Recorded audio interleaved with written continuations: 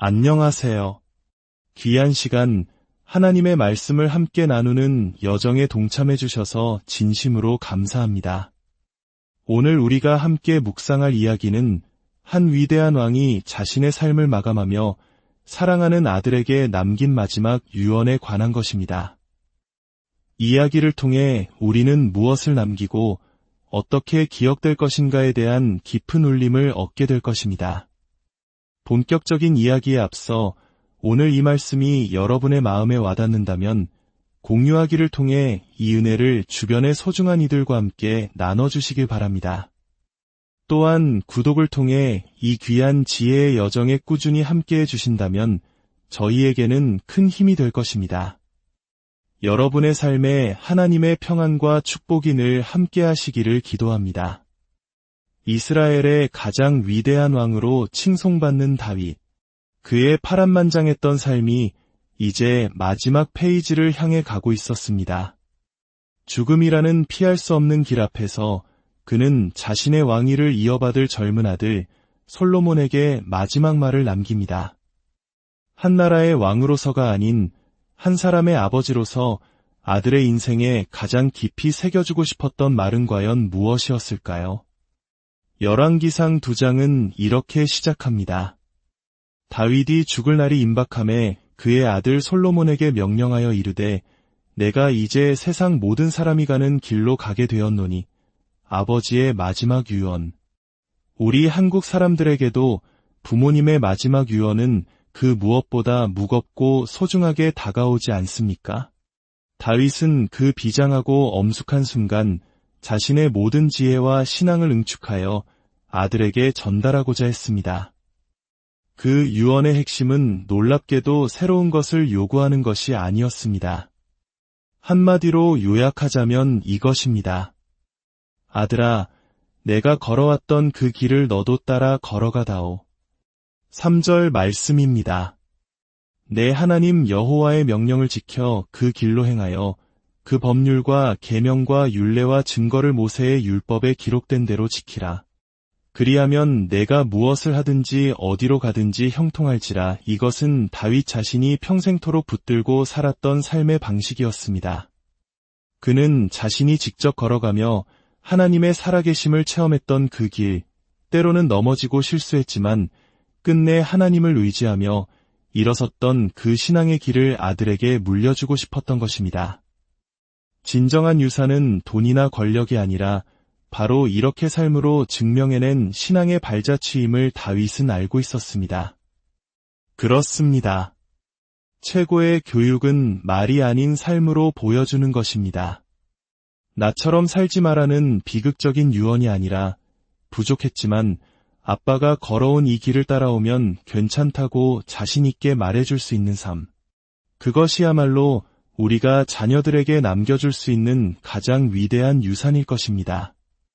이러한 삶으로 보여주는 신앙에 대해 이야기할 때 한국 기독교 역사에서 많은 이들의 존경을 받았던 한 목사님의 이야기가 떠오릅니다. 그분은 젊은 시절 광일론 즉 미치지 않으면 미칠 수 없다는 신념으로 오직 하나님과 성도들을 위해 자신의 모든 것을 불태웠습니다. 그의 삶은 그 자체로 뜨거운 메시지였습니다. 세월이 흘러 그가 60대, 70대가 되었을 때 놀라운 변화가 일어났습니다.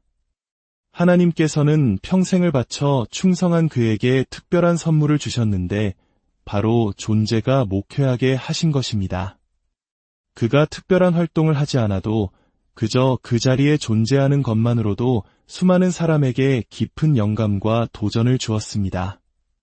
그의 사무실에 불이 켜져 있는 것을 보기만 해도 성도들은 마음의 평안을 얻었고 그가 자리를 비우면 모두가 긴장감을 잃었다가 돌아왔다는 소식만으로도 다시금 마음을 다잡게 되었다고 합니다.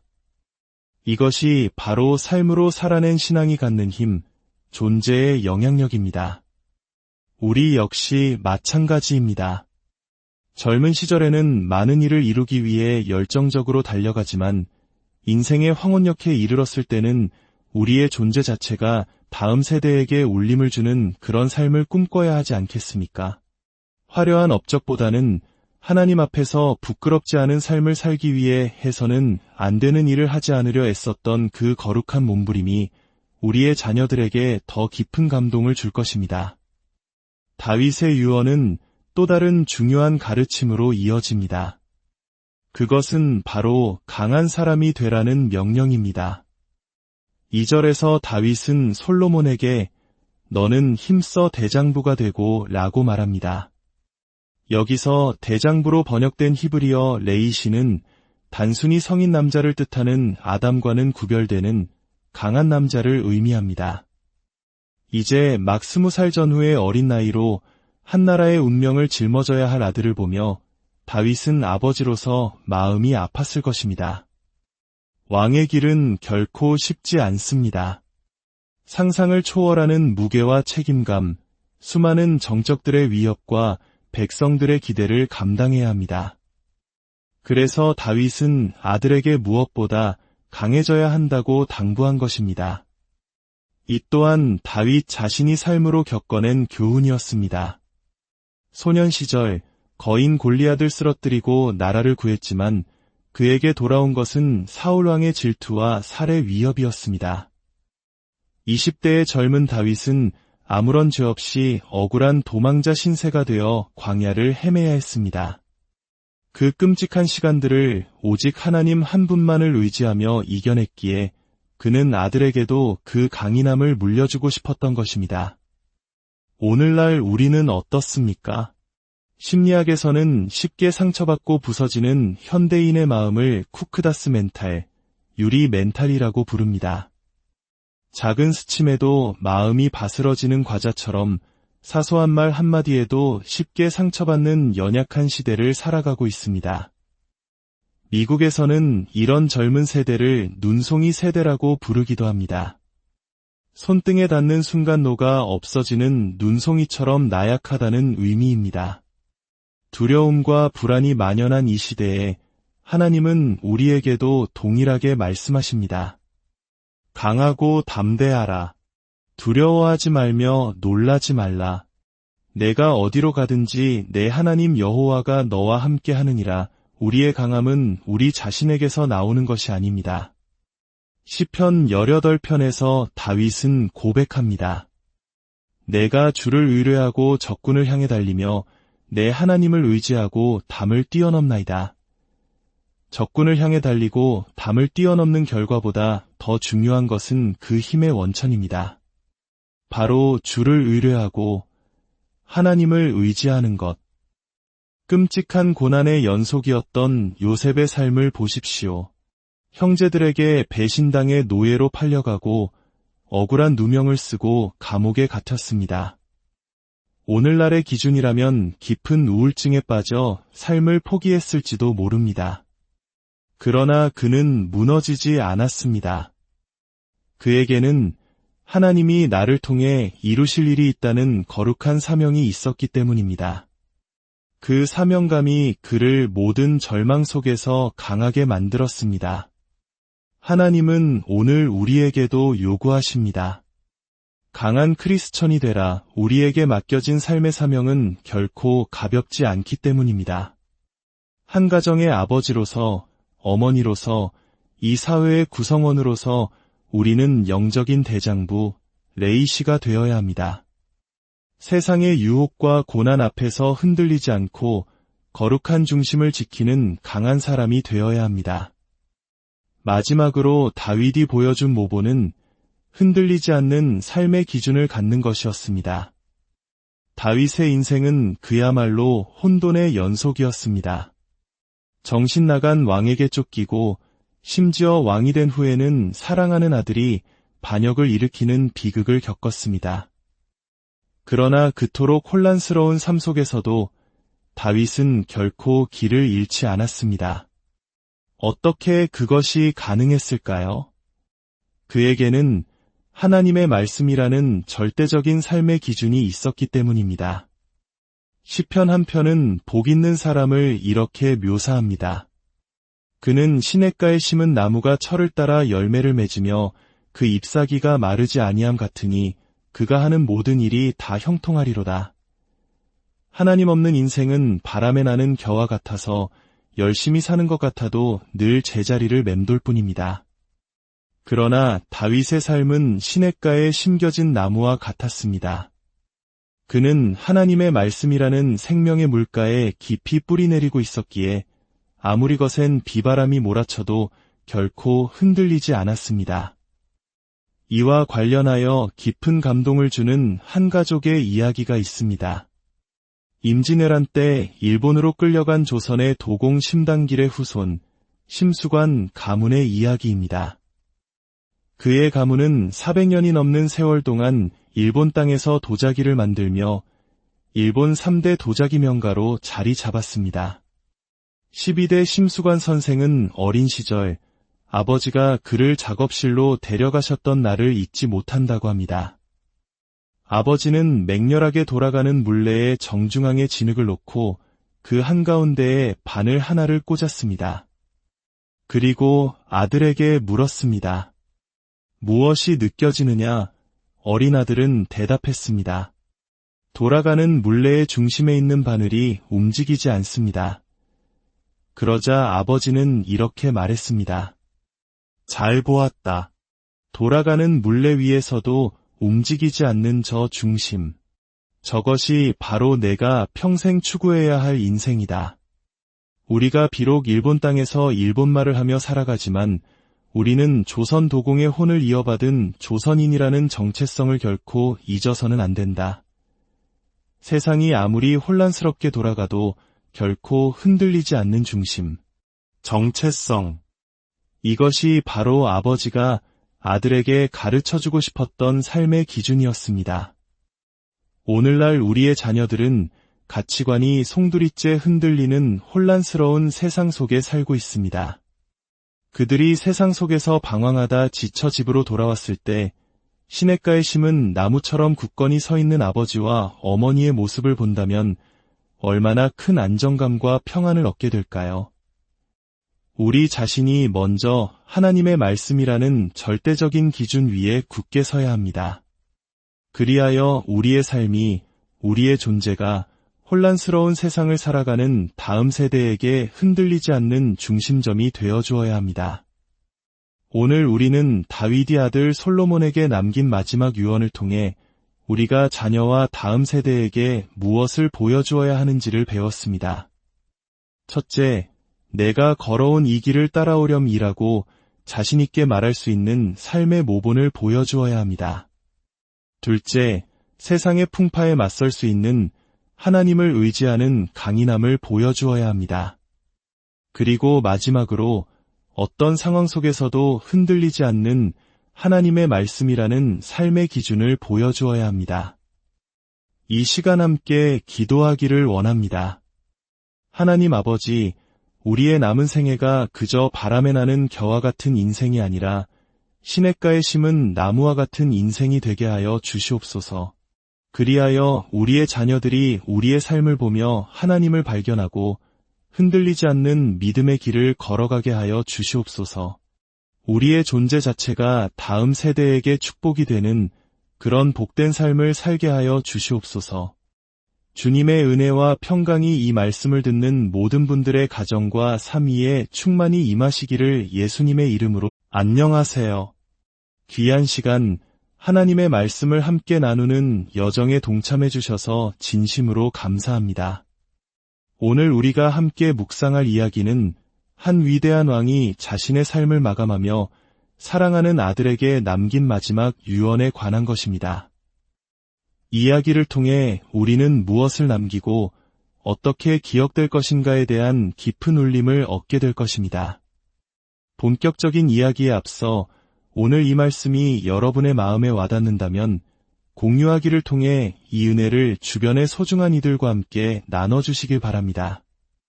또한 구독을 통해 이 귀한 지혜의 여정에 꾸준히 함께해 주신다면 저희에게는 큰 힘이 될 것입니다. 여러분의 삶에 하나님의 평안과 축복이 늘 함께하시기를 기도합니다. 이스라엘의 가장 위대한 왕으로 칭송받는 다윗.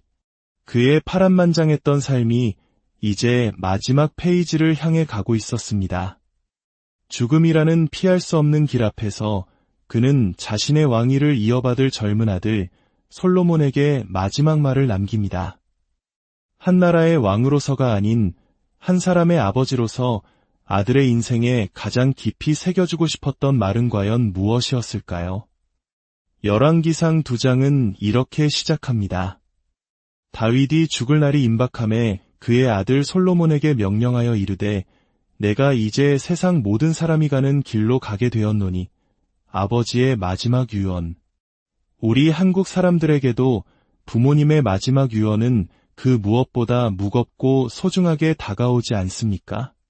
다윗은 그 비장하고 엄숙한 순간 자신의 모든 지혜와 신앙을 응축하여 아들에게 전달하고자 했습니다. 그 유언의 핵심은 놀랍게도 새로운 것을 요구하는 것이 아니었습니다.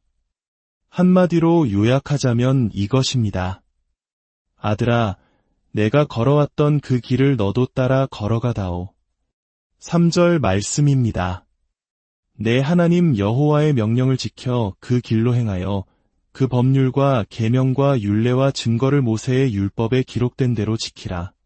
그리하면 내가 무엇을 하든지 어디로 가든지 형통할지라. 이것은 다윗 자신이 평생토록 붙들고 살았던 삶의 방식이었습니다. 그는 자신이 직접 걸어가며 하나님의 살아계심을 체험했던 그 길, 때로는 넘어지고 실수했지만 끝내 하나님을 의지하며 일어섰던 그 신앙의 길을 아들에게 물려주고 싶었던 것입니다. 진정한 유산은 돈이나 권력이 아니라 바로 이렇게 삶으로 증명해낸 신앙의 발자취임을 다윗은 알고 있었습니다. 그렇습니다. 최고의 교육은 말이 아닌 삶으로 보여주는 것입니다.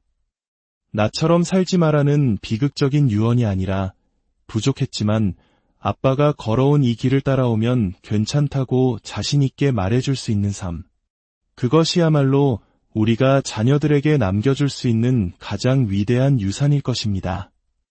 이러한 삶으로 보여주는 신앙에 대해 이야기할 때 한국 기독교 역사에서 많은 이들의 존경을 받았던 한 목사님의 이야기가 떠오릅니다. 그분은 젊은 시절 광일론 즉 미치지 않으면 미칠 수 없다는 신념으로 오직 하나님과 성도들을 위해 자신의 모든 것을 불태웠습니다. 그의 삶은 그 자체로 뜨거운 메시지였습니다. 세월이 흘러 그가 60대, 70대가 되었을 때 놀라운 변화가 일어났습니다. 하나님께서는 평생을 바쳐 충성한 그에게 특별한 선물을 주셨는데 바로 존재가 목회하게 하신 것입니다. 그가 특별한 활동을 하지 않아도 그저 그 자리에 존재하는 것만으로도 수많은 사람에게 깊은 영감과 도전을 주었습니다. 그의 사무실에 불이 켜져 있는 것을 보기만 해도 성도들은 마음의 평안을 얻었고 그가 자리를 비우면 모두가 긴장감을 잃었다가 돌아왔다는 소식만으로도 다시금 마음을 다잡게 되었다고 합니다. 이것이 바로 삶으로 살아낸 신앙이 갖는 힘, 존재의 영향력입니다. 우리 역시 마찬가지입니다. 젊은 시절에는 많은 일을 이루기 위해 열정적으로 달려가지만 인생의 황혼역에 이르렀을 때는 우리의 존재 자체가 다음 세대에게 울림을 주는 그런 삶을 꿈꿔야 하지 않겠습니까? 화려한 업적보다는 하나님 앞에서 부끄럽지 않은 삶을 살기 위해 해서는 안 되는 일을 하지 않으려 애썼던 그 거룩한 몸부림이 우리의 자녀들에게 더 깊은 감동을 줄 것입니다. 다윗의 유언은 또 다른 중요한 가르침으로 이어집니다. 그것은 바로 강한 사람이 되라는 명령입니다. 2절에서 다윗은 솔로몬에게 너는 힘써 대장부가 되고 라고 말합니다. 여기서 대장부로 번역된 히브리어 레이시는 단순히 성인 남자를 뜻하는 아담과는 구별되는 강한 남자를 의미합니다. 이제 막 20살 전후의 어린 나이로 한 나라의 운명을 짊어져야 할 아들을 보며 다윗은 아버지로서 마음이 아팠을 것입니다. 왕의 길은 결코 쉽지 않습니다. 상상을 초월하는 무게와 책임감, 수많은 정적들의 위협과 백성들의 기대를 감당해야 합니다. 그래서 다윗은 아들에게 무엇보다 강해져야 한다고 당부한 것입니다. 이 또한 다윗 자신이 삶으로 겪어낸 교훈이었습니다. 소년 시절 거인 골리앗을 쓰러뜨리고 나라를 구했지만 그에게 돌아온 것은 사울왕의 질투와 살해 위협이었습니다. 20대의 젊은 다윗은 아무런 죄 없이 억울한 도망자 신세가 되어 광야를 헤매야 했습니다. 그 끔찍한 시간들을 오직 하나님 한 분만을 의지하며 이겨냈기에 그는 아들에게도 그 강인함을 물려주고 싶었던 것입니다. 오늘날 우리는 어떻습니까? 심리학에서는 쉽게 상처받고 부서지는 현대인의 마음을 쿠크다스 멘탈, 유리 멘탈이라고 부릅니다. 작은 스침에도 마음이 바스러지는 과자처럼 사소한 말 한마디에도 쉽게 상처받는 연약한 시대를 살아가고 있습니다. 미국에서는 이런 젊은 세대를 눈송이 세대라고 부르기도 합니다. 손등에 닿는 순간 녹아 없어지는 눈송이처럼 나약하다는 의미입니다. 두려움과 불안이 만연한 이 시대에 하나님은 우리에게도 동일하게 말씀하십니다. 강하고 담대하라. 두려워하지 말며 놀라지 말라. 내가 어디로 가든지 내 하나님 여호와가 너와 함께 하느니라. 우리의 강함은 우리 자신에게서 나오는 것이 아닙니다. 시편 18편에서 다윗은 고백합니다. 내가 주를 의뢰하고 적군을 향해 달리며 내 하나님을 의지하고 담을 뛰어넘나이다. 적군을 향해 달리고 담을 뛰어넘는 결과보다 더 중요한 것은 그 힘의 원천입니다. 바로 주를 의뢰하고 하나님을 의지하는 것. 끔찍한 고난의 연속이었던 요셉의 삶을 보십시오. 형제들에게 배신당해 노예로 팔려가고 억울한 누명을 쓰고 감옥에 갇혔습니다. 오늘날의 기준이라면 깊은 우울증에 빠져 삶을 포기했을지도 모릅니다. 그러나 그는 무너지지 않았습니다. 그에게는 하나님이 나를 통해 이루실 일이 있다는 거룩한 사명이 있었기 때문입니다. 그 사명감이 그를 모든 절망 속에서 강하게 만들었습니다. 하나님은 오늘 우리에게도 요구하십니다. 강한 크리스천이 되라. 우리에게 맡겨진 삶의 사명은 결코 가볍지 않기 때문입니다. 한 가정의 아버지로서, 어머니로서, 이 사회의 구성원으로서 우리는 영적인 대장부, 레이시가 되어야 합니다. 세상의 유혹과 고난 앞에서 흔들리지 않고 거룩한 중심을 지키는 강한 사람이 되어야 합니다. 마지막으로 다윗이 보여준 모본은 흔들리지 않는 삶의 기준을 갖는 것이었습니다. 다윗의 인생은 그야말로 혼돈의 연속이었습니다. 정신 나간 왕에게 쫓기고 심지어 왕이 된 후에는 사랑하는 아들이 반역을 일으키는 비극을 겪었습니다.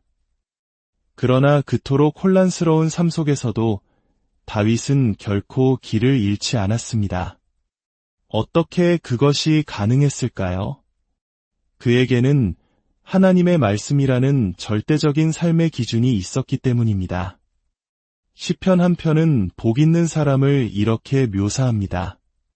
그는 시냇가에 심은 나무가 철을 따라 열매를 맺으며 그 잎사귀가 마르지 아니함 같으니 그가 하는 모든 일이 다 형통하리로다.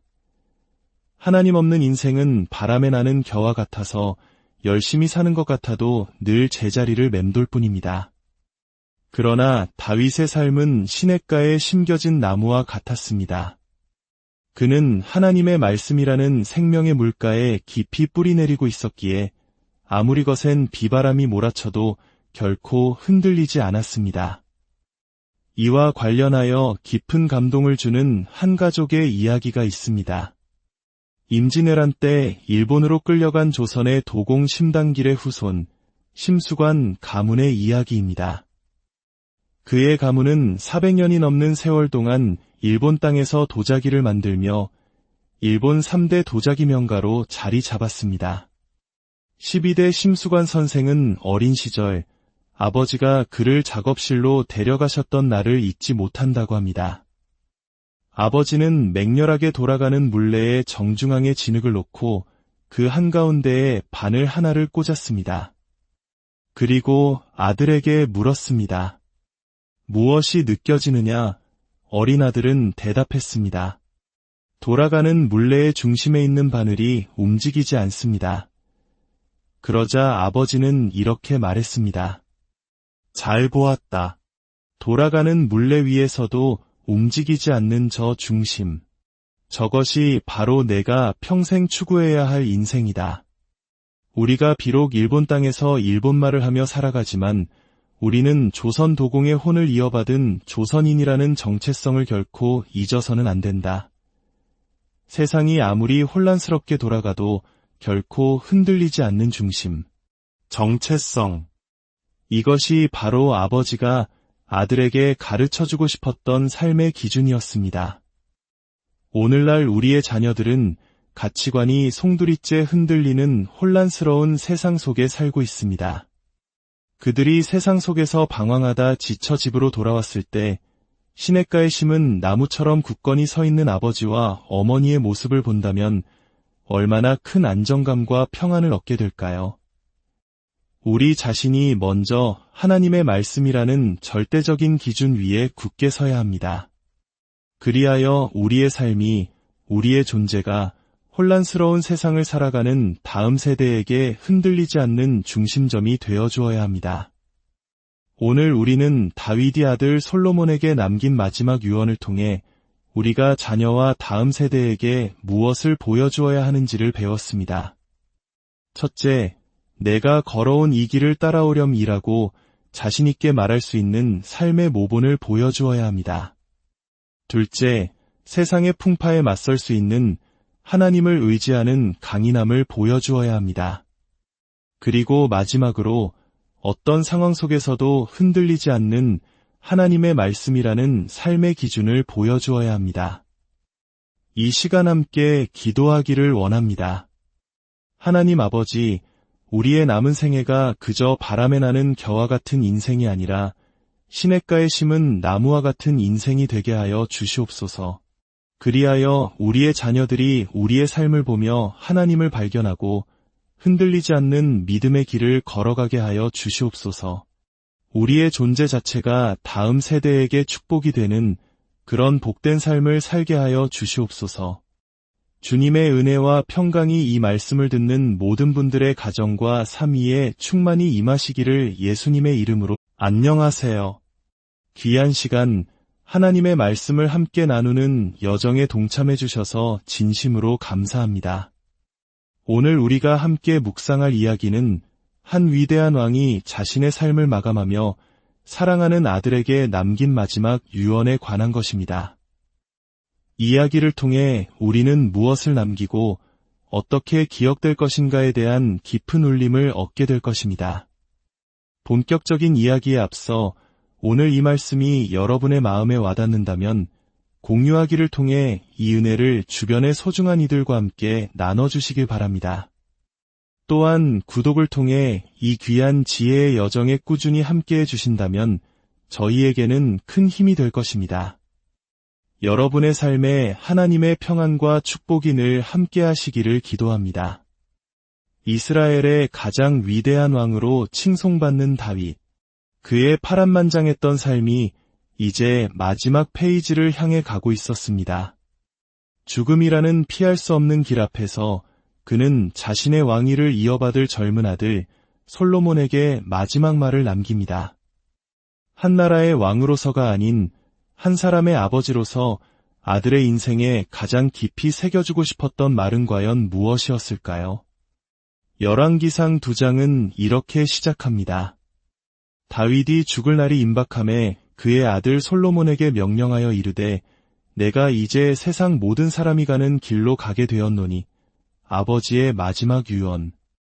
우리 한국 사람들에게도 부모님의 마지막 유언은 그 무엇보다 무겁고 소중하게 다가오지 않습니까? 다윗은 그 비장하고 엄숙한 순간 자신의 모든 지혜와 신앙을 응축하여 아들에게 전달하고자 했습니다. 그 유언의 핵심은 놀랍게도 새로운 것을 요구하는 것이 아니었습니다. 한마디로 요약하자면 이것입니다. 아들아, 내가 걸어왔던 그 길을 너도 따라 걸어가다오. 3절 말씀입니다. 내 하나님 여호와의 명령을 지켜 그 길로 행하여 그 법률과 계명과 율례와 증거를 모세의 율법에 기록된 대로 지키라.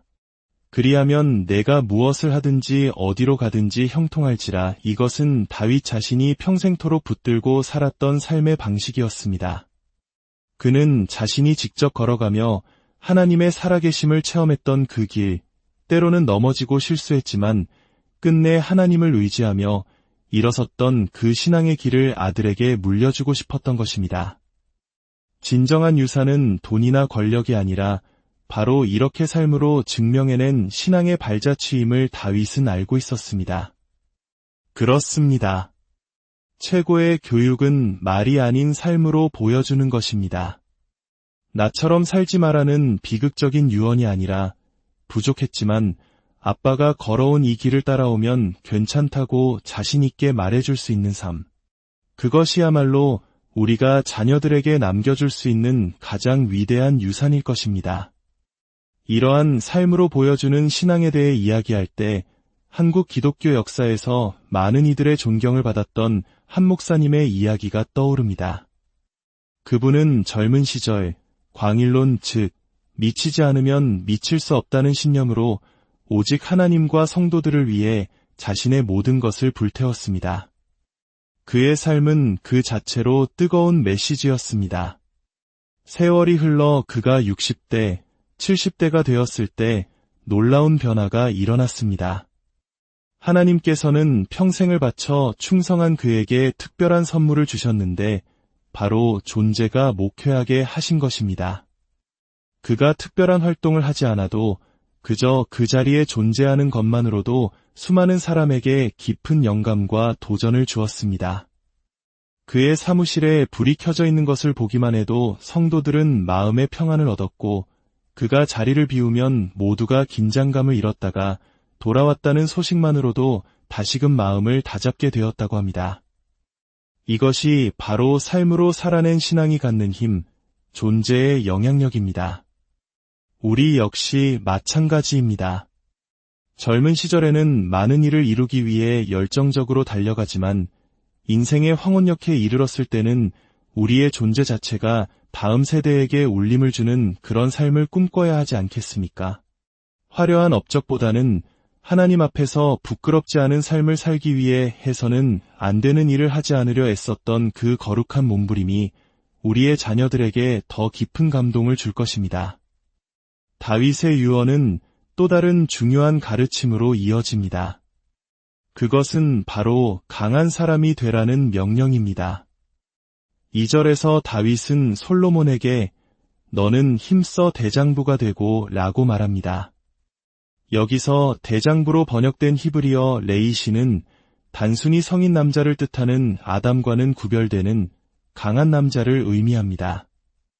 이제 막 20살 전후의 어린 나이로 한 나라의 운명을 짊어져야 할 아들을 보며 다윗은 아버지로서 마음이 아팠을 것입니다. 왕의 길은 결코 쉽지 않습니다. 상상을 초월하는 무게와 책임감, 수많은 정적들의 위협과 백성들의 기대를 감당해야 합니다. 그래서 다윗은 아들에게 무엇보다 강해져야 한다고 당부한 것입니다. 이 또한 다윗 자신이 삶으로 겪어낸 교훈이었습니다. 소년 시절 거인 골리앗을 쓰러뜨리고 나라를 구했지만 그에게 돌아온 것은 사울왕의 질투와 살해 위협이었습니다. 20대의 젊은 다윗은 아무런 죄 없이 억울한 도망자 신세가 되어 광야를 헤매야 했습니다. 그 끔찍한 시간들을 오직 하나님 한 분만을 의지하며 이겨냈기에 그는 아들에게도 그 강인함을 물려주고 싶었던 것입니다. 오늘날 우리는 어떻습니까? 심리학에서는 쉽게 상처받고 부서지는 현대인의 마음을 쿠크다스 멘탈, 유리 멘탈이라고 부릅니다. 작은 스침에도 마음이 바스러지는 과자처럼 사소한 말 한마디에도 쉽게 상처받는 연약한 시대를 살아가고 있습니다. 미국에서는 이런 젊은 세대를 눈송이 세대라고 부르기도 합니다. 손등에 닿는 순간 녹아 없어지는 눈송이처럼 나약하다는 의미입니다. 두려움과 불안이 만연한 이 시대에 하나님은 우리에게도 동일하게 말씀하십니다. 강하고 담대하라. 두려워하지 말며 놀라지 말라. 내가 어디로 가든지 내 하나님 여호와가 너와 함께 하느니라. 우리의 강함은 우리 자신에게서 나오는 것이 아닙니다. 시편 18편에서 다윗은 고백합니다. 내가 주를 의뢰하고 적군을 향해 달리며 내 하나님을 의지하고 담을 뛰어넘나이다. 적군을 향해 달리고 담을 뛰어넘는 결과보다 더 중요한 것은 그 힘의 원천입니다. 바로 주를 의뢰하고 하나님을 의지하는 것. 끔찍한 고난의 연속이었던 요셉의 삶을 보십시오. 형제들에게 배신당해 노예로 팔려가고 억울한 누명을 쓰고 감옥에 갇혔습니다. 오늘날의 기준이라면 깊은 우울증에 빠져 삶을 포기했을지도 모릅니다. 그러나 그는 무너지지 않았습니다. 그에게는 하나님이 나를 통해 이루실 일이 있다는 거룩한 사명이 있었기 때문입니다. 그 사명감이 그를 모든 절망 속에서 강하게 만들었습니다. 하나님은 오늘 우리에게도 요구하십니다. 강한 크리스천이 되라. 우리에게 맡겨진 삶의 사명은 결코 가볍지 않기 때문입니다. 한 가정의 아버지로서, 어머니로서, 이 사회의 구성원으로서 우리는 영적인 대장부, 레이시가 되어야 합니다. 세상의 유혹과 고난 앞에서 흔들리지 않고 거룩한 중심을 지키는 강한 사람이 되어야 합니다. 마지막으로 다윗이 보여준 모본은 흔들리지 않는 삶의 기준을 갖는 것이었습니다. 다윗의 인생은 그야말로 혼돈의 연속이었습니다. 정신 나간 왕에게 쫓기고 심지어 왕이 된 후에는 사랑하는 아들이 반역을 일으키는 비극을 겪었습니다. 그러나 그토록 혼란스러운 삶 속에서도 다윗은 결코 길을 잃지 않았습니다. 어떻게 그것이 가능했을까요? 그에게는 하나님의 말씀이라는 절대적인 삶의 기준이 있었기 때문입니다. 시편 한 편은 복 있는 사람을 이렇게 묘사합니다. 그는 시냇가에 심은 나무가 철을 따라 열매를 맺으며 그 잎사귀가 마르지 아니함 같으니 그가 하는 모든 일이 다 형통하리로다. 하나님 없는 인생은 바람에 나는 겨와 같아서 열심히 사는 것 같아도 늘 제자리를 맴돌 뿐입니다. 그러나 다윗의 삶은 시냇가에 심겨진 나무와 같았습니다. 그는 하나님의 말씀이라는 생명의 물가에 깊이 뿌리내리고 있었기에 아무리 거센 비바람이 몰아쳐도 결코 흔들리지 않았습니다. 이와 관련하여 깊은 감동을 주는 한 가족의 이야기가 있습니다. 임진왜란 때 일본으로 끌려간 조선의 도공 심당길의 후손 심수관 가문의 이야기입니다. 그의 가문은 400년이 넘는 세월 동안 일본 땅에서 도자기를 만들며 일본 3대 도자기 명가로 자리 잡았습니다. 12대 심수관 선생은 어린 시절 아버지가 그를 작업실로 데려가셨던 날을 잊지 못한다고 합니다. 아버지는 맹렬하게 돌아가는 물레에 정중앙에 진흙을 놓고 그 한가운데에 바늘 하나를 꽂았습니다. 그리고 아들에게 물었습니다. 무엇이 느껴지느냐? 어린 아들은 대답했습니다. 돌아가는 물레의 중심에 있는 바늘이 움직이지 않습니다. 그러자 아버지는 이렇게 말했습니다. 잘 보았다. 돌아가는 물레 위에서도 움직이지 않는 저 중심. 저것이 바로 내가 평생 추구해야 할 인생이다. 우리가 비록 일본 땅에서 일본말을 하며 살아가지만 우리는 조선 도공의 혼을 이어받은 조선인이라는 정체성을 결코 잊어서는 안 된다. 세상이 아무리 혼란스럽게 돌아가도 결코 흔들리지 않는 중심, 정체성. 이것이 바로 아버지가 아들에게 가르쳐주고 싶었던 삶의 기준이었습니다. 오늘날 우리의 자녀들은 가치관이 송두리째 흔들리는 혼란스러운 세상 속에 살고 있습니다. 그들이 세상 속에서 방황하다 지쳐 집으로 돌아왔을 때 시냇가에 심은 나무처럼 굳건히 서 있는 아버지와 어머니의 모습을 본다면 얼마나 큰 안정감과 평안을 얻게 될까요? 우리 자신이 먼저 하나님의 말씀이라는 절대적인 기준 위에 굳게 서야 합니다. 그리하여 우리의 삶이, 우리의 존재가 혼란스러운 세상을 살아가는 다음 세대에게 흔들리지 않는 중심점이 되어 주어야 합니다. 오늘 우리는 다윗의 아들 솔로몬에게 남긴 마지막 유언을 통해 우리가 자녀와 다음 세대에게 무엇을 보여주어야 하는지를 배웠습니다. 첫째, 내가 걸어온 이 길을 따라오렴이라고 자신있게 말할 수 있는 삶의 모본을 보여주어야 합니다. 둘째, 세상의 풍파에 맞설 수 있는 하나님을 의지하는 강인함을 보여주어야 합니다. 그리고 마지막으로 어떤 상황 속에서도 흔들리지 않는 하나님의 말씀이라는 삶의 기준을 보여주어야 합니다. 이 시간 함께 기도하기를 원합니다. 하나님 아버지, 우리의 남은 생애가 그저 바람에 나는 겨와 같은 인생이 아니라 시냇가에 심은 나무와 같은 인생이 되게 하여 주시옵소서. 그리하여 우리의 자녀들이 우리의 삶을 보며 하나님을 발견하고 흔들리지 않는 믿음의 길을 걸어가게 하여 주시옵소서. 우리의 존재 자체가 다음 세대에게 축복이 되는 그런 복된 삶을 살게 하여 주시옵소서. 주님의 은혜와 평강이 이 말씀을 듣는 모든 분들의 가정과 삶 위에 충만히 임하시기를 예수님의 이름으로. 안녕하세요. 귀한 시간, 하나님의 말씀을 함께 나누는 여정에 동참해 주셔서 진심으로 감사합니다. 오늘 우리가 함께 묵상할 이야기는 한 위대한 왕이 자신의 삶을 마감하며 사랑하는 아들에게 남긴 마지막 유언에 관한 것입니다. 이야기를 통해 우리는 무엇을 남기고 어떻게 기억될 것인가에 대한 깊은 울림을 얻게 될 것입니다. 본격적인 이야기에 앞서 오늘 이 말씀이 여러분의 마음에 와닿는다면 공유하기를 통해 이 은혜를 주변의 소중한 이들과 함께 나눠주시길 바랍니다. 또한 구독을 통해 이 귀한 지혜의 여정에 꾸준히 함께해 주신다면 저희에게는 큰 힘이 될 것입니다. 여러분의 삶에 하나님의 평안과 축복이 늘 함께하시기를 기도합니다. 이스라엘의 가장 위대한 왕으로 칭송받는 다윗, 그의 파란만장했던 삶이 이제 마지막 페이지를 향해 가고 있었습니다.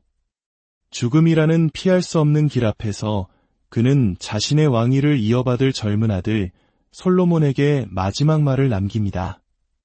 한 나라의 왕으로서가 아닌 한 사람의 아버지로서 아들의 인생에 가장 깊이 새겨주고 싶었던 말은 과연 무엇이었을까요? 열왕기상 2장은 이렇게 시작합니다. 다윗이 죽을 날이 임박함에 그의 아들 솔로몬에게 명령하여 이르되 내가 이제 세상 모든 사람이 가는 길로 가게 되었노니 아버지의 마지막 유언. 우리 한국 사람들에게도 부모님의 마지막 유언은 그 무엇보다 무겁고 소중하게 다가오지 않습니까? 다윗은 그 비장하고 엄숙한 순간 자신의 모든 지혜와 신앙을 응축하여 아들에게 전달하고자 했습니다. 그 유언의 핵심은 놀랍게도 새로운 것을 요구하는 것이 아니었습니다. 한마디로 요약하자면 이것입니다. 아들아, 내가 걸어왔던 그 길을 너도 따라 걸어가다오. 3절 말씀입니다. 내 하나님 여호와의 명령을 지켜 그 길로 행하여 그 법률과 계명과 율례와 증거를 모세의 율법에 기록된 대로 지키라. 그리하면 내가 무엇을 하든지 어디로 가든지 형통할지라. 이것은 다윗 자신이 평생토록 붙들고 살았던 삶의 방식이었습니다. 그는 자신이 직접 걸어가며 하나님의 살아계심을 체험했던 그 길, 때로는 넘어지고 실수했지만 끝내 하나님을 의지하며 일어섰던 그 신앙의 길을 아들에게 물려주고 싶었던 것입니다. 진정한 유산은 돈이나 권력이 아니라 바로 이렇게 삶으로 증명해낸 신앙의 발자취임을 다윗은 알고 있었습니다. 그렇습니다. 최고의 교육은 말이 아닌 삶으로 보여주는 것입니다. 나처럼 살지 마라는 비극적인 유언이 아니라 부족했지만 아빠가 걸어온 이 길을 따라오면 괜찮다고 자신있게 말해줄 수 있는 삶. 그것이야말로 우리가 자녀들에게 남겨줄 수 있는 가장 위대한 유산일 것입니다. 이러한 삶으로 보여주는 신앙에 대해 이야기할 때 한국 기독교 역사에서 많은 이들의 존경을 받았던 한 목사님의 이야기가 떠오릅니다. 그분은 젊은 시절 광일론 즉 미치지 않으면 미칠 수 없다는 신념으로 오직 하나님과 성도들을 위해 자신의 모든 것을 불태웠습니다. 그의 삶은 그 자체로 뜨거운 메시지였습니다. 세월이 흘러 그가 60대, 70대가 되었을 때 놀라운 변화가 일어났습니다. 하나님께서는 평생을 바쳐 충성한 그에게 특별한 선물을 주셨는데 바로 존재가 목회하게 하신 것입니다.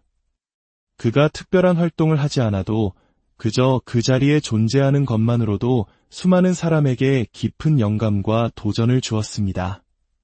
그의 사무실에 불이 켜져 있는 것을 보기만 해도 성도들은 마음의 평안을 얻었고 그가 자리를 비우면 모두가 긴장감을 잃었다가 돌아왔다는 소식만으로도 다시금 마음을 다잡게 되었다고 합니다.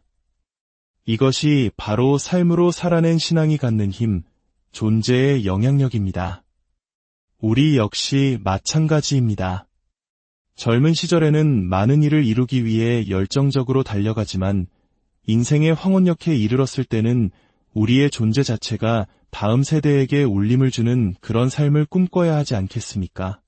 화려한 업적보다는 하나님 앞에서 부끄럽지 않은 삶을 살기 위해 해서는 안 되는 일을 하지 않으려 애썼던 그 거룩한 몸부림이 우리의 자녀들에게 더 깊은 감동을 줄 것입니다. 다윗의 유언은 또 다른 중요한 가르침으로 이어집니다. 그것은 바로 강한 사람이 되라는 명령입니다. 2절에서 다윗은 솔로몬에게 너는 힘써 대장부가 되고 라고 말합니다. 여기서 대장부로 번역된 히브리어 레이시는 단순히 성인 남자를 뜻하는 아담과는 구별되는 강한 남자를 의미합니다.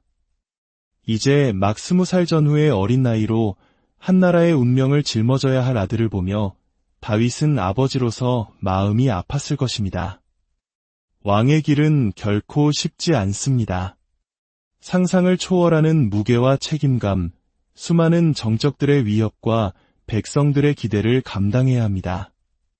그래서 다윗은 아들에게 무엇보다 강해져야 한다고 당부한 것입니다. 이 또한 다윗 자신이 삶으로 겪어낸 교훈이었습니다. 소년 시절 거인 골리앗을 쓰러뜨리고 나라를 구했지만 그에게 돌아온 것은 사울왕의 질투와 살해 위협이었습니다. 20대의 젊은 다윗은 아무런 죄 없이 억울한 도망자 신세가 되어 광야를 헤매야 했습니다. 그 끔찍한 시간들을 오직 하나님 한 분만을 의지하며 이겨냈기에 그는 아들에게도 그 강인함을 물려주고 싶었던 것입니다. 오늘날 우리는 어떻습니까? 심리학에서는 쉽게 상처받고 부서지는 현대인의 마음을 쿠크다스 멘탈, 유리 멘탈이라고 부릅니다. 작은 스침에도 마음이 바스러지는 과자처럼 사소한 말 한마디에도 쉽게 상처받는 연약한 시대를 살아가고 있습니다. 미국에서는 이런 젊은 세대를 눈송이 세대라고 부르기도 합니다. 손등에 닿는 순간 녹아 없어지는 눈송이처럼 나약하다는 의미입니다. 두려움과 불안이 만연한 이 시대에 하나님은 우리에게도 동일하게 말씀하십니다. 강하고 담대하라. 두려워하지 말며 놀라지 말라. 내가 어디로 가든지 내 하나님 여호와가 너와 함께 하느니라. 우리의 강함은 우리 자신에게서 나오는 것이 아닙니다. 시편 18편에서 다윗은 고백합니다. 내가 주를 의뢰하고 적군을 향해 달리며 내 하나님을 의지하고 담을 뛰어넘나이다. 적군을 향해 달리고 담을 뛰어넘는 결과보다 더 중요한 것은 그 힘의 원천입니다. 바로 주를 의뢰하고 하나님을 의지하는 것. 끔찍한 고난의 연속이었던 요셉의 삶을 보십시오. 형제들에게 배신당해 노예로 팔려가고 억울한 누명을 쓰고 감옥에 갇혔습니다. 오늘날의 기준이라면 깊은 우울증에 빠져 삶을 포기했을지도 모릅니다. 그러나 그는 무너지지 않았습니다. 그에게는 하나님이 나를 통해 이루실 일이 있다는 거룩한 사명이 있었기 때문입니다. 그 사명감이 그를 모든 절망 속에서 강하게 만들었습니다. 하나님은 오늘 우리에게도 요구하십니다. 강한 크리스천이 되라. 우리에게 맡겨진 삶의 사명은 결코 가볍지 않기 때문입니다. 한 가정의 아버지로서, 어머니로서, 이 사회의 구성원으로서 우리는 영적인 대장부, 레이시가 되어야 합니다. 세상의 유혹과 고난 앞에서 흔들리지 않고 거룩한 중심을 지키는 강한 사람이 되어야 합니다. 마지막으로 다윗이 보여준 모본은 흔들리지 않는 삶의 기준을 갖는 것이었습니다. 다윗의 인생은 그야말로 혼돈의 연속이었습니다. 정신 나간 왕에게 쫓기고 심지어 왕이 된 후에는 사랑하는 아들이 반역을 일으키는 비극을 겪었습니다. 그러나 그토록 혼란스러운 삶 속에서도 다윗은 결코 길을 잃지 않았습니다. 어떻게 그것이 가능했을까요? 그에게는 하나님의 말씀이라는 절대적인 삶의 기준이 있었기 때문입니다. 시편 한 편은 복 있는 사람을 이렇게 묘사합니다. 그는 시냇가에 심은 나무가 철을 따라 열매를 맺으며 그 잎사귀가 마르지 아니함 같으니 그가 하는 모든 일이 다 형통하리로다. 하나님 없는 인생은 바람에 나는 겨와 같아서 열심히 사는 것 같아도 늘 제자리를 맴돌 뿐입니다. 그러나 다윗의 삶은 시냇가에 심겨진 나무와 같았습니다. 그는 하나님의 말씀이라는 생명의 물가에 깊이 뿌리 내리고 있었기에 아무리 거센 비바람이 몰아쳐도 결코 흔들리지 않았습니다. 이와 관련하여 깊은 감동을 주는 한 가족의 이야기가 있습니다. 임진왜란 때 일본으로 끌려간 조선의 도공 심당길의 후손 심수관 가문의 이야기입니다.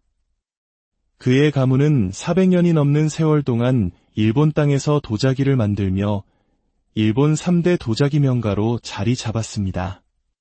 12대 심수관 선생은 어린 시절 아버지가 그를 작업실로 데려가셨던 날을 잊지 못한다고 합니다. 아버지는 맹렬하게 돌아가는 물레에 정중앙에 진흙을 놓고 그 한가운데에 바늘 하나를 꽂았습니다. 그리고 아들에게 물었습니다. 무엇이 느껴지느냐? 어린 아들은 대답했습니다. 돌아가는 물레의 중심에 있는 바늘이 움직이지 않습니다. 그러자 아버지는 이렇게 말했습니다. 잘 보았다. 돌아가는 물레 위에서도 움직이지 않는 저 중심. 저것이 바로 내가 평생 추구해야 할 인생이다. 우리가 비록 일본 땅에서 일본말을 하며 살아가지만 우리는 조선 도공의 혼을 이어받은 조선인이라는 정체성을 결코 잊어서는 안 된다. 세상이 아무리 혼란스럽게 돌아가도 결코 흔들리지 않는 중심, 정체성. 이것이 바로 아버지가 아들에게 가르쳐주고 싶었던 삶의 기준이었습니다. 오늘날 우리의 자녀들은 가치관이 송두리째 흔들리는 혼란스러운 세상 속에 살고 있습니다. 그들이 세상 속에서 방황하다 지쳐 집으로 돌아왔을 때 시냇가에 심은 나무처럼 굳건히 서 있는 아버지와 어머니의 모습을 본다면 얼마나 큰 안정감과 평안을 얻게 될까요? 우리 자신이 먼저 하나님의 말씀이라는 절대적인 기준 위에 굳게 서야 합니다. 그리하여 우리의 삶이, 우리의 존재가 혼란스러운 세상을 살아가는 다음 세대에게 흔들리지 않는 중심점이 되어 주어야 합니다. 오늘 우리는 다윗의 아들 솔로몬에게 남긴 마지막 유언을 통해 우리가 자녀와 다음 세대에게 무엇을 보여주어야 하는지를 배웠습니다. 첫째, 내가 걸어온 이 길을 따라오렴이라고 자신있게 말할 수 있는 삶의 모본을 보여주어야 합니다. 둘째, 세상의 풍파에 맞설 수 있는 하나님을 의지하는 강인함을 보여주어야 합니다. 그리고 마지막으로 어떤 상황 속에서도 흔들리지 않는 하나님의 말씀이라는 삶의 기준을 보여주어야 합니다. 이 시간 함께 기도하기를 원합니다. 하나님 아버지, 우리의 남은 생애가 그저 바람에 나는 겨와 같은 인생이 아니라 시냇가에 심은 나무와 같은 인생이 되게 하여 주시옵소서. 그리하여 우리의 자녀들이 우리의 삶을 보며 하나님을 발견하고 흔들리지 않는 믿음의 길을 걸어가게 하여 주시옵소서. 우리의 존재 자체가 다음 세대에게 축복이 되는 그런 복된 삶을 살게 하여 주시옵소서. 주님의 은혜와 평강이 이 말씀을 듣는 모든 분들의 가정과 삶 위에 충만히 임하시기를 예수님의 이름으로. 안녕하세요. 귀한 시간 하나님의 말씀을 함께 나누는 여정에 동참해 주셔서 진심으로 감사합니다. 오늘 우리가 함께 묵상할 이야기는 한 위대한 왕이 자신의 삶을 마감하며 사랑하는 아들에게 남긴 마지막 유언에 관한 것입니다. 이야기를 통해 우리는 무엇을 남기고 어떻게 기억될 것인가에 대한 깊은 울림을 얻게 될 것입니다. 본격적인 이야기에 앞서 오늘 이 말씀이 여러분의 마음에 와닿는다면 공유하기를 통해 이 은혜를 주변의 소중한 이들과 함께 나눠주시길 바랍니다. 또한 구독을 통해 이 귀한 지혜의 여정에 꾸준히 함께해 주신다면 저희에게는 큰 힘이 될 것입니다. 여러분의 삶에 하나님의 평안과 축복이 늘 함께하시기를 기도합니다. 이스라엘의 가장 위대한 왕으로 칭송받는 다윗. 그의 파란만장했던 삶이 이제 마지막 페이지를 향해 가고 있었습니다. 죽음이라는 피할 수 없는 길 앞에서 그는 자신의 왕위를 이어받을 젊은 아들 솔로몬에게 마지막 말을 남깁니다. 한 나라의 왕으로서가 아닌 한 사람의 아버지로서 아들의 인생에 가장 깊이 새겨주고 싶었던 말은 과연 무엇이었을까요? 열왕기상 2장은 이렇게 시작합니다. 다윗이 죽을 날이 임박함에 그의 아들 솔로몬에게 명령하여 이르되 내가 이제 세상 모든 사람이 가는 길로 가게 되었노니 아버지의 마지막 유언. 우리 한국 사람들에게도 부모님의 마지막 유언은 그 무엇보다 무겁고 소중하게 다가오지 않습니까? 다윗은 그 비장하고 엄숙한 순간 자신의 모든 지혜와 신앙을 응축하여 아들에게 전달하고자 했습니다. 그 유언의 핵심은 놀랍게도 새로운 것을 요구하는 것이 아니었습니다. 한마디로 요약하자면 이것입니다. 아들아, 내가 걸어왔던 그 길을 너도 따라 걸어가다오. 3절 말씀입니다. 내 하나님 여호와의 명령을 지켜 그 길로 행하여 그 법률과 계명과 율례와 증거를 모세의 율법에 기록된 대로 지키라. 그리하면 내가 무엇을 하든지 어디로 가든지 형통할지라. 이것은 다윗 자신이 평생토록 붙들고 살았던 삶의 방식이었습니다. 그는 자신이 직접 걸어가며 하나님의 살아계심을 체험했던 그 길, 때로는 넘어지고 실수했지만 끝내 하나님을 의지하며 일어섰던 그 신앙의 길을 아들에게 물려주고 싶었던 것입니다. 진정한 유산은 돈이나 권력이 아니라 바로 이렇게 삶으로 증명해낸 신앙의 발자취임을 다윗은 알고 있었습니다. 그렇습니다. 최고의 교육은 말이 아닌 삶으로 보여주는 것입니다. 나처럼 살지 마라는 비극적인 유언이 아니라 부족했지만 아빠가 걸어온 이 길을 따라오면 괜찮다고 자신 있게 말해줄 수 있는 삶. 그것이야말로 우리가 자녀들에게 남겨줄 수 있는 가장 위대한 유산일 것입니다.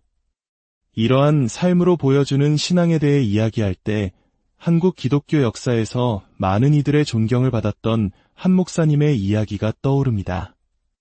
그분은 젊은 시절 광일론 즉 미치지 않으면 미칠 수 없다는 신념으로 오직 하나님과 성도들을 위해 자신의 모든 것을 불태웠습니다. 그의 삶은 그 자체로 뜨거운 메시지였습니다. 세월이 흘러 그가 60대, 70대가 되었을 때 놀라운 변화가 일어났습니다. 하나님께서는 평생을 바쳐 충성한 그에게 특별한 선물을 주셨는데 바로 존재가 목회하게 하신 것입니다. 그가 특별한 활동을 하지 않아도 그저 그 자리에 존재하는 것만으로도 수많은 사람에게 깊은 영감과 도전을 주었습니다. 그의 사무실에 불이 켜져 있는 것을 보기만 해도 성도들은 마음의 평안을 얻었고 그가 자리를 비우면 모두가 긴장감을 잃었다가 돌아왔다는 소식만으로도 다시금 마음을 다잡게 되었다고 합니다. 이것이 바로 삶으로 살아낸 신앙이 갖는 힘, 존재의 영향력입니다. 우리 역시 마찬가지입니다. 젊은 시절에는 많은 일을 이루기 위해 열정적으로 달려가지만 인생의 황혼역에 이르렀을 때는 우리의 존재 자체가 다음 세대에게 울림을 주는 그런 삶을 꿈꿔야 하지 않겠습니까?